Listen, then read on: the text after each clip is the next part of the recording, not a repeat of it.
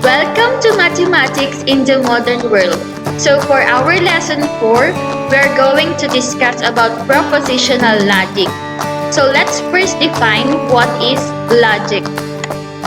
Logic deals with the study of principles and methods that distinguishes between valid and invalid argument. Apart from its importance in understanding mathematical reasoning, logic has numerous applications in computer science, varying from design of digital circuits to the construction of computer programs and verification of correctness of programs. So what is a proposition? A proposition is the basic building block of logic.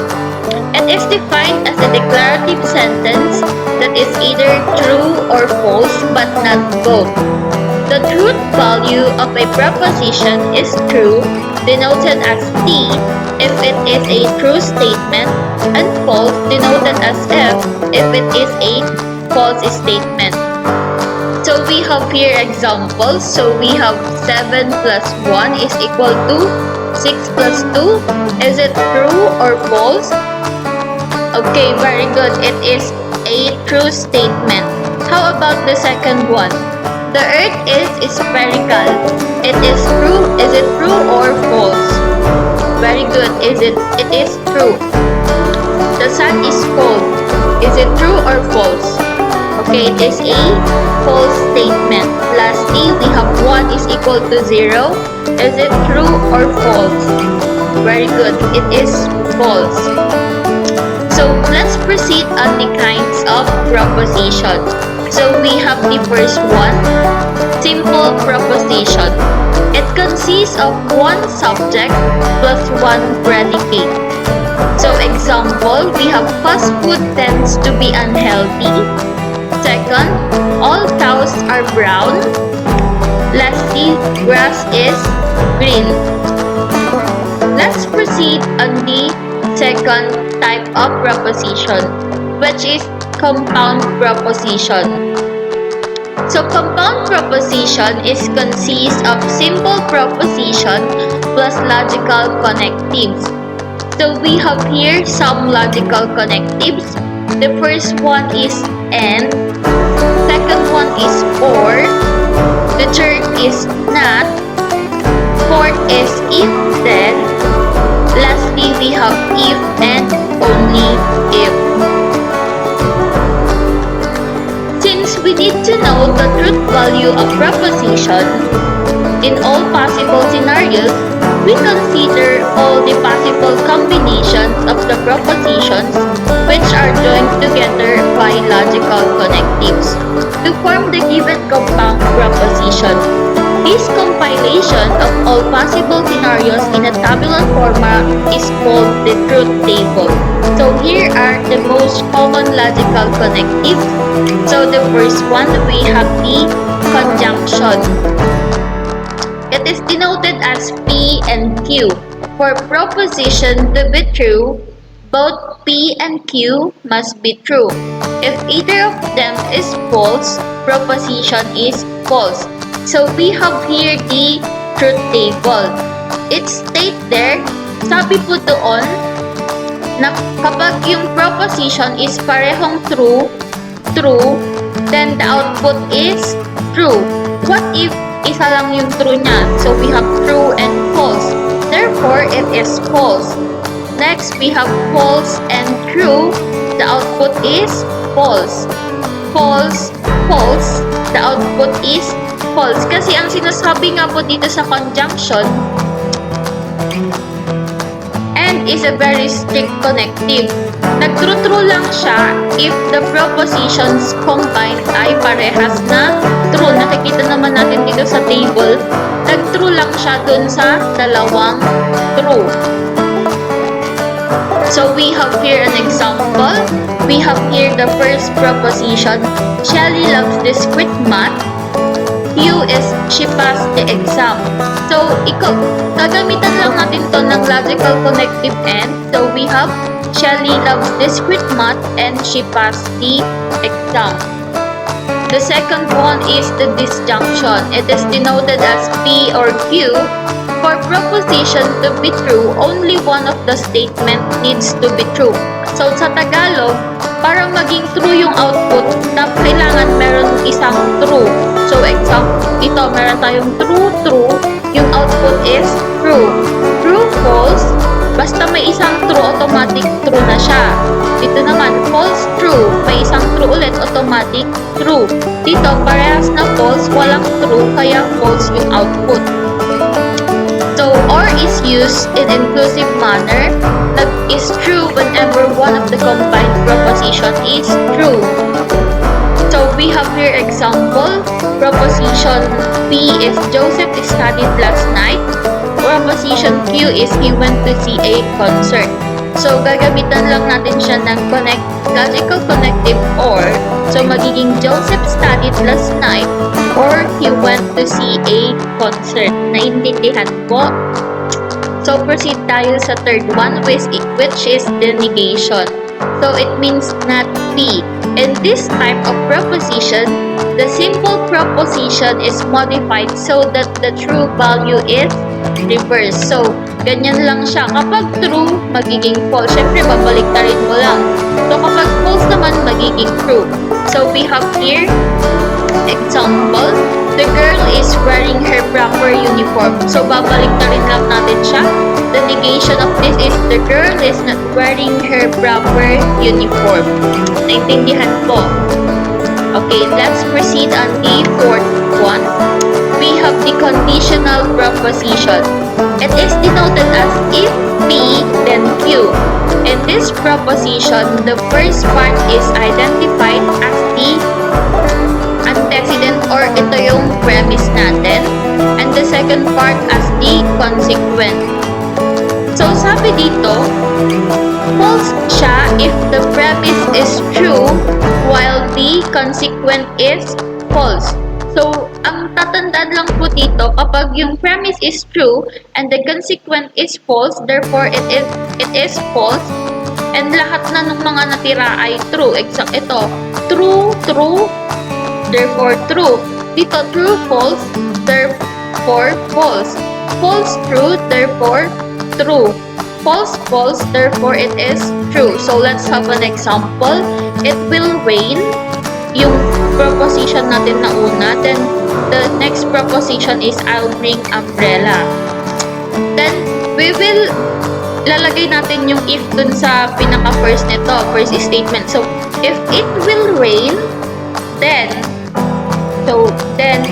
I'll bring umbrella. Naintindihan?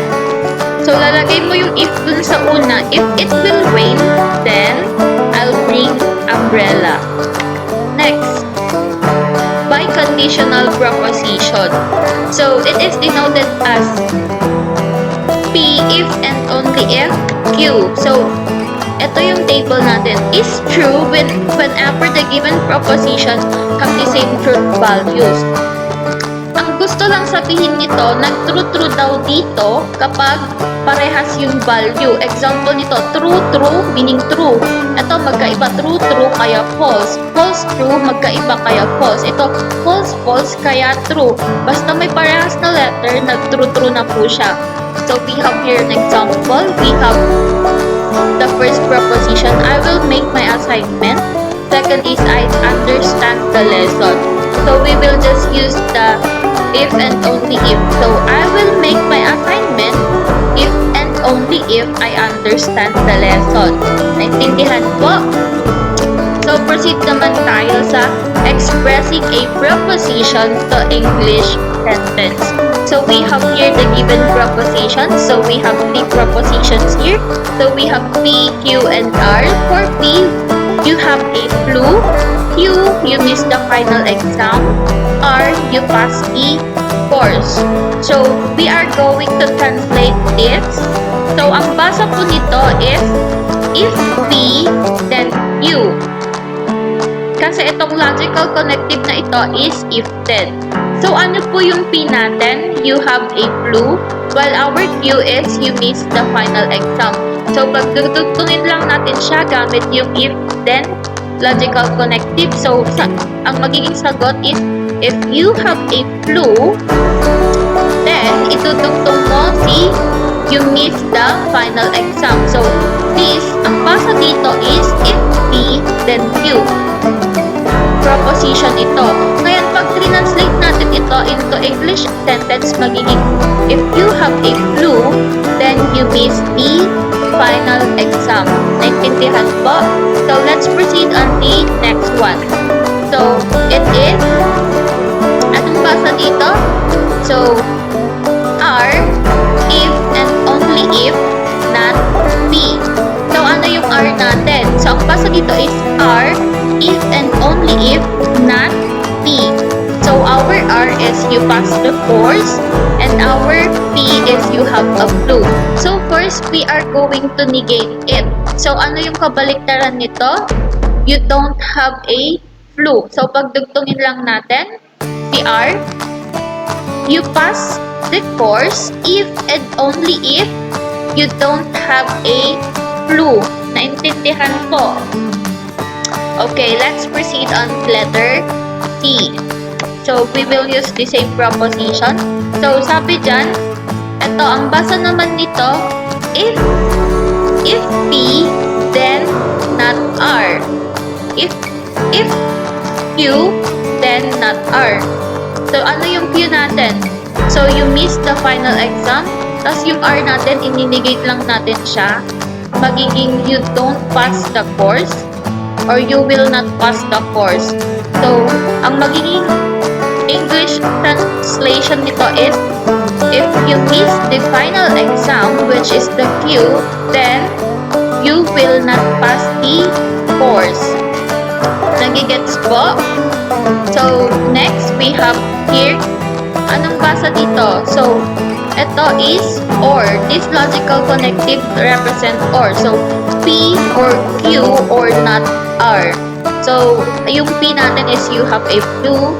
Then Q, you miss the final exam. Then si R, ininegate lang natin. You will not pass the course. So, magiging ganito siya. You have a flu, comma, you miss the final exam, comma, or you will not pass the course. Naintindihan po? So, we have last one. Anong logical connective ito? Okay, very good. It is N. So, we have Q and P. So, gagawin lang natin siyang English sentence. So, yung Q natin is you missed the final exam and our P is to have a flu. So, ang magiging sagot is you missed the final exam and you have a flu. So, paano naman kapag kabaliktaran? Kapag ang given is C, English sentence, tapos gagawin natin. So, let's proceed on expressing English sentence to a proposition. So, we have here the three proposition. You attend your class regularly, you recite open, your final grade is 97. So, we have here the first English sentence to be translated to a proposition. So, anong letter yung you recite open? So, we have Q. And your final grade is 97 is R. So, it will become, ano muna yung logical connective use? N. So, magiging Q and R. Naintindihan ko. Next, what if you got a grade of 97 on the finals? You recite open and you attend class regularly.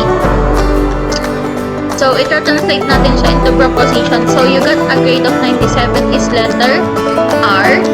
Then, final, you recite open is letter Q. Tapos, and you attend your class regularly is P. So, pag dugtong-dugtongin lang natin. So, we have R and Q and P. So, we have letter C.